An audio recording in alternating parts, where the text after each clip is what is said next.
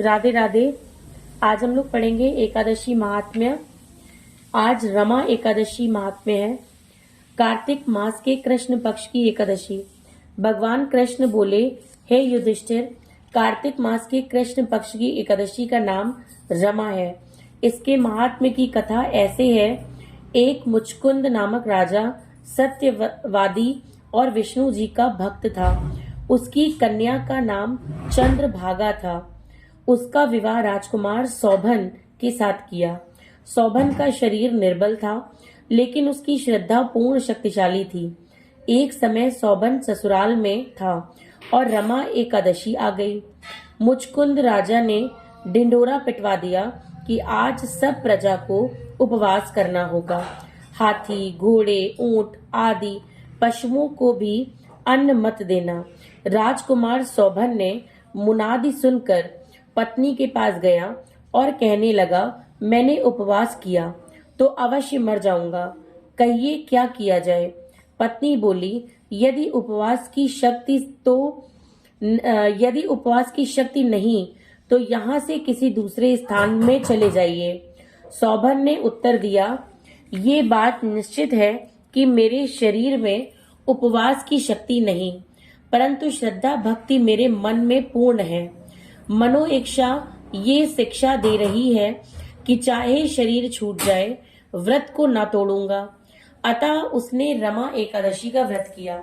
भूखा प्यासा रहकर दिन को व्यतीत किया। कृष्ण कष्ट पाकर रात्रि को भी जागरण करके निकाल दिया। प्रातः होने से पहले ही प्राण त्याग दिए। व्रत के प्रभाव से उसे इंद्राचल पर्वत पर रत्न जटित उत्तम नगर प्राप्त हुआ। सौभन यहाँ इंद्र के समान आनंद लेने लगा। गंधर्व और अप्सरा उसकी स्तुति किया करते थे। एक समय मुचकुंद नगर का रहने वाला एक ब्राह्मण सोम शर्मा तीर्थ करने को घर से निकला। घूमता घूमता उसी नगरी में पहुंचा जहाँ राजा मुचकुंद का दामाद स्वर्ग भोग रहा था।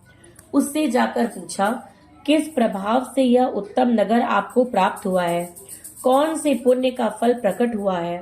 सौभन ने उत्तर दिया, ये सब प्रभाव रमा एकादशी का है। मेरे जन्मों के अनंत पाप नष्ट हो गए और यह अनुपम नगर प्राप्त हुआ। परंतु यह नगर अध्रुव है। ध्रुव बनाने की शक्ति एक मेरी पत्नी में ही है, अतः उसे शुभ संदेश अवश्य देना।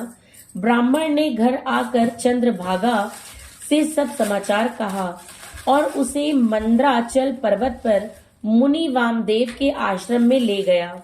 मुनि ने चंद्रभागा का मंत्रों द्वारा अभिषेक किया। वह दिव्य शरीर धारण कर पति के पास चली गई। पति को कहने लगी, मैं जन्म से एकादशी का व्रत करती रही हूँ। उसके प्रभाव से तेरा अनुपम नगर ध्रुव लोक के समान अचल रहेगा। इस महात्म्य की कथा सुनने से भी विष्णु लोक मिलता है। राधे राधे।